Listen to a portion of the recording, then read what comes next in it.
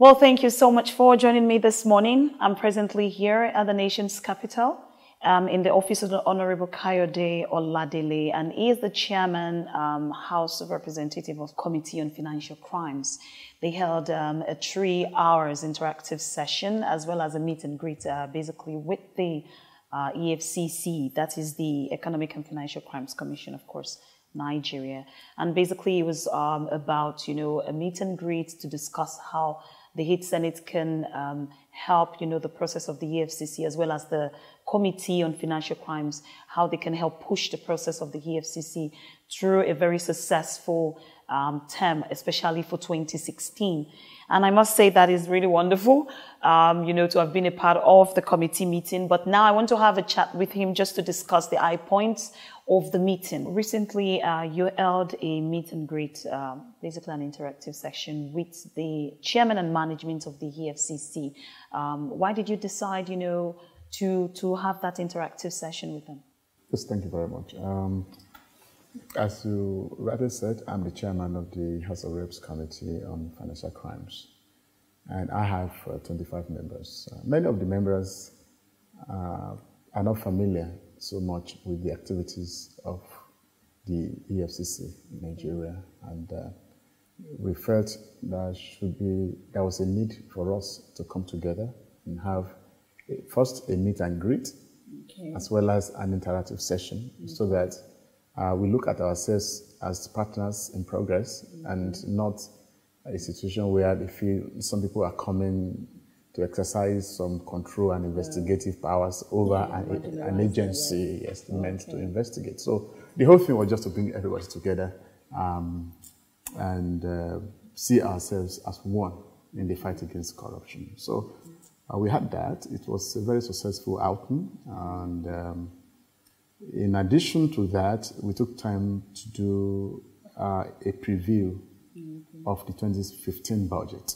We look at the performance of the commission since January this year, and of course had a little review of what happened in 2014, so that we could have a comparative analysis with what they have this year. So we did that. It was with a very good sense of camaraderie.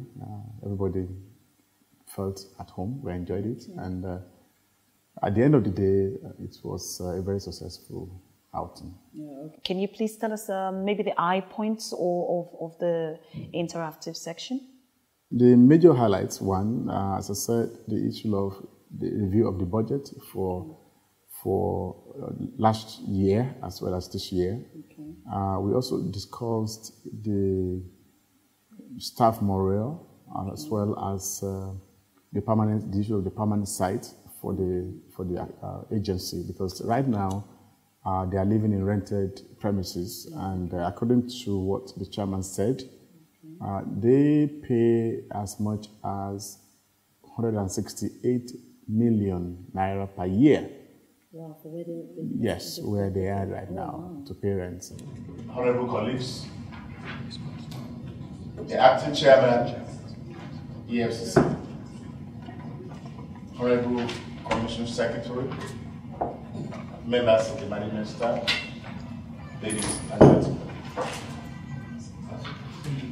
I am delighted to welcome you all to this interactive session between members of the House Committee on Financial Crimes and chairman and management of the Economic and Financial Crimes Commission, EFCC. This event is yet another indicator of the political will and tenacity of the House of Representatives under the leadership of the Right Honorable Yakubu Gara to enhance the quality of government policy objectives and implementation strategies as they apply to the fight against corruption. We are here gathered as members of the Strategic Committee, which is expected to perform oversight functions, monitor the performance, and enhance the functioning of a major government department involved in the fight against financial crimes.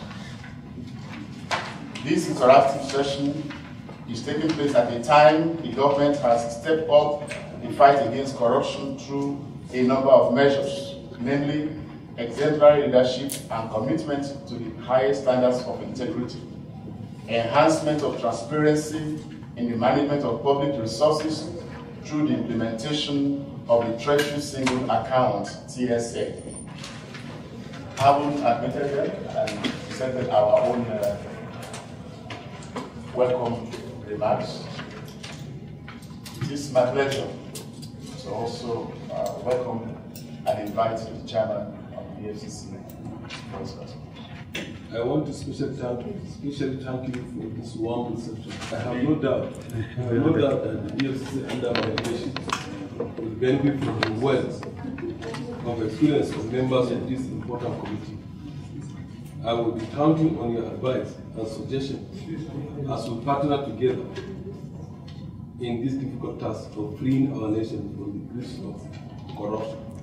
Okay, wonderful. Now that takes me to the question, when you have a couple of new recruits, coming into the agency, the EFCC is a very, very sensitive agency. And I'm asking that question in relations to allegations of misappropriation, talking about the past chairman of the EFCC.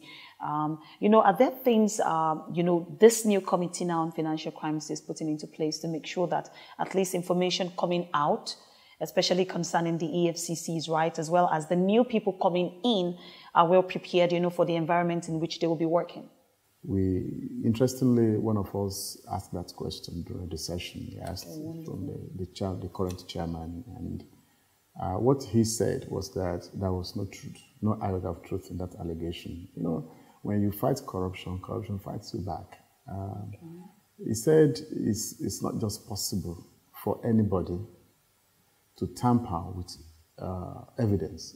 So to them, they don't call it money. They call it evidence, because these are things they recover from people.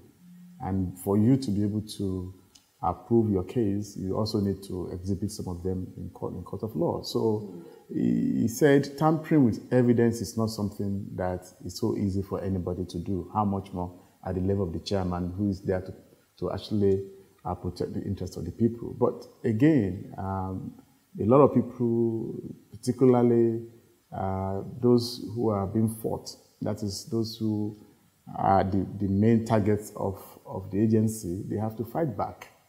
And what you experienced, according to him, was a reaction to the agency fighting corruption. Okay. So according to him, it was a case of mocking the water for the agency, so as to blackmail the agency itself. What is the intendment? Because why we are here is to support you in any way we can. As in giving legislative backup to any instrument that will help you perform your duty. So what is the intendment of your civil recovery bill you mentioned to us? But now, if you see what we have, I guess last week and this week, we have realized that having number of charges, 100 charges on the person, tend to give them a leeway in escaping, because it becomes very difficult for you to prove your case beyond reasonable doubt. But we have noted this. We have reduced charges. If you have seen these people who are involved in procurement, arms, deal, fraud, we have reasonably reduced the charges, and even after the prosecution, we don't stop investigation, because you will have to take away the profit.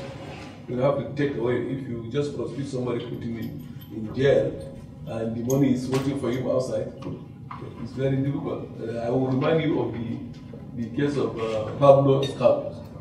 Pablo Escobar, he used the money to even build his own prison. So I don't want to give chance to anybody to come on, make a choice and build a prison where he will be jailed. So we are going to make sure that we collect the profit of the crimes.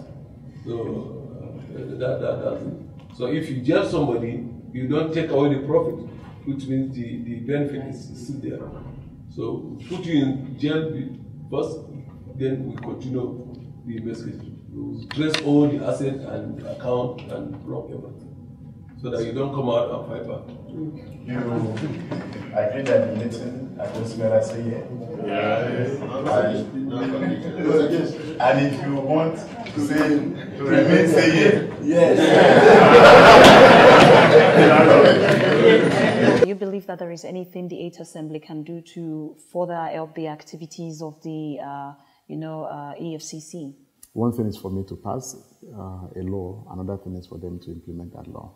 So we have a president that is out to fight corruption in all its ramifications, and we are also out to partner with him to ensure that we do that. So what we are going to do principally is to, one, give the agency, the EFCC, sufficient legal backing from the point of view of looking at their laws, amending any area of the law we feel that is a lacuna, and then bringing in some other new laws that will assist them in what they do. Just joining us, I was just having a discussion with Honorable Kayode Oladele, and he is the Chairman, House Committee on Financial Crimes. Thank you so much. Stay tuned for a lot more lined up for you.